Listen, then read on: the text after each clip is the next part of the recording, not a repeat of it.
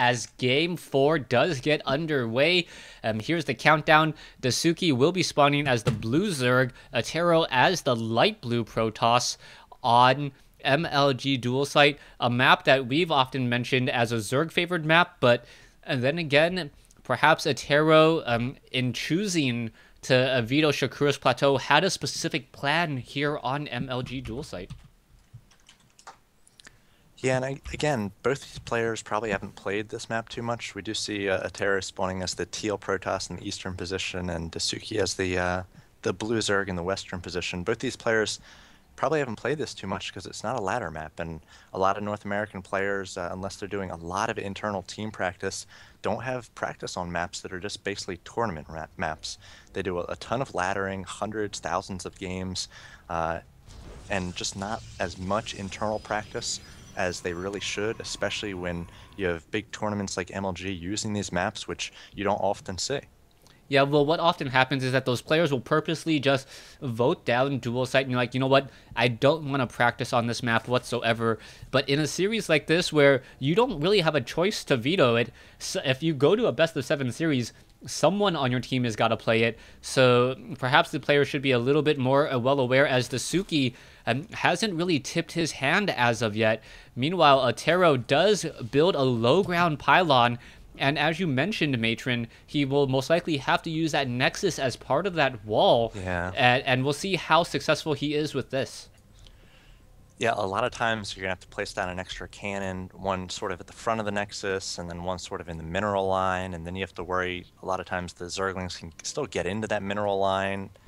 You have to come out with maybe a sentry or two earlier on than you wanted to, so it is risky, and we'll see what he's able to do with it. That Forge does go down, so he's not like he's going to go for a Nexus first play, so he might actually even get a cannon down because the gas has gone down for Dasuki before he goes for the Nexus. We'll see.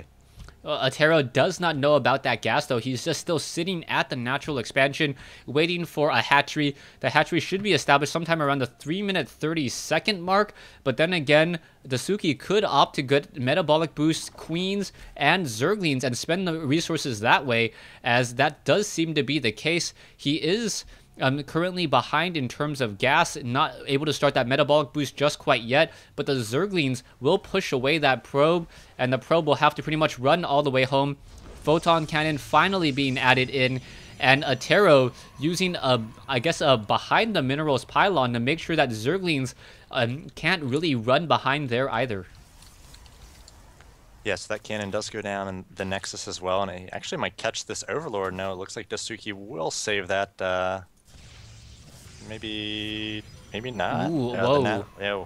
So nice reaction by Dasuki. You do not want to lose that Overlord because that guy can park right over the trees outside of the base of Atero and basically have sight on both paths of attack forever. So you can see that anytime a probe goes out to try to do a scout or place a pylon, and here come the first few links for Dasuki, and I imagine he's not going to be able to do too much here. And like I said, a second cannon needed to go down in the mineral line. So this is just going to be a little less secure than the maps where you can get that full high HP building wall off, and it's going to be a little bit less economical because you have to spend more on cannons, sometimes more on early sentries, and we'll see what the Protoss player is able to do. Back at home, Dasuki has gotten, it looks like speed has not started yet, and he might have thrown down a fake extractor because he has yet to mine any sort of gas off of it, and he's working the second base. We'll see whether he gets a quick third. Well, he has mined gas off of it, but he only mined 76 gas, so he could get a Roach Warden and then try to go for 3 quick Roaches. The Roaches would be able to attack the Forge without taking damage from the Photon Cannon, but then you risk a timing where a Sentry would be able to kind of force field and pull you closer into that Photon Cannon and then deny any true avenue of escape. We'll see what's going to be happening here. The hatchery is up for Dasuki. A creep tumor also going down, so Dasuki starting on his creep spread a little bit earlier. There are 2 queens out, and I'm still scratching my head on why Dasuki stopped exactly at 76 gas and decided to not get that last 24 for that metabolic boost. Yeah, and it looks like he's coming out with 6 drones right now, so just constantly droning up, and he's choosing not to put any sort of pressure on the front door, instead just circling around with these lings in the center field. Atero actually came out with 2 zealots, and has yet to get down the cybernetics core. That That's very strange. Yeah, the cybernetics core had just started back behind the natural there, so forced to actually allow 2 gateways to finish there, and now it's 3 cannons up. So, like I was saying, not a very economical build. He had to come out with buildings and units a lot earlier than he wanted, and it looks like his plan is going to be to go for a lot of zealots and to get +1, and maybe try to get a timing here to take down the third for Dasuki once it does finish. But Atero doing a nice job with the zealots he has on the field. These Lings not really able to take him on right now.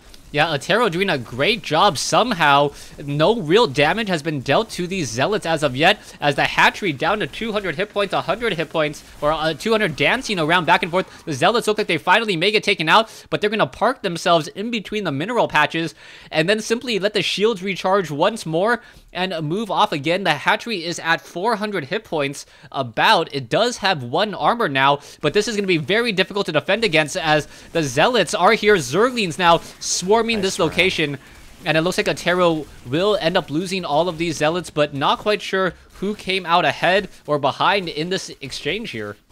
I think Dasuki did. I mean, he didn't lose that third. Sure, he had to spend a lot of larva and resources on Lings, but he was able to do 2 things. He saved his third, and he was able to take down a lot of Zealots, and Atero is about to hit +1 weapons. If he was able to keep those 4 or 5 Zealots alive and hit with, 6 or 7, he could have done so much more damage. But now his +1's going to finish, and he has basically 1 Zealot to take advantage of that +1. So sort of a mistimed upgrade here. Now he's immediately going to +1 armor, so he's going to make the best of it and just keep going down a heavy upgrade route.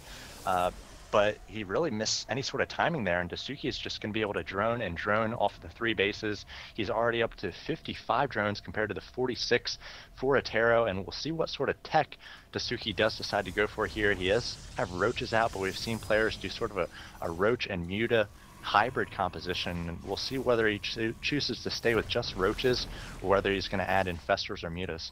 Yeah, interesting also by Atero. Atero at just now finished Warp Gate and now just upgrading his gateways into Warp Gates. This is almost at the 10-minute mark, and that pretty much allowed the Overlord to fly overhead, gain sight on everything on the inside of the base, as Stalkers took a little bit of time to actually warp into play. We see Atero going for a purely Zealot Sentry army, essentially, and we can also see that Overlord is spewing creep. The Overlord will get taken down rather quickly, but the creep will still be there for a little while longer, preventing any Nexus from coming into play. And this is going to really buy a lot of time, as Atero's supply blocked at 76, or was supply blocked. Meanwhile, Dasuki's supply blocked at 110, and now getting a lot more roaches out.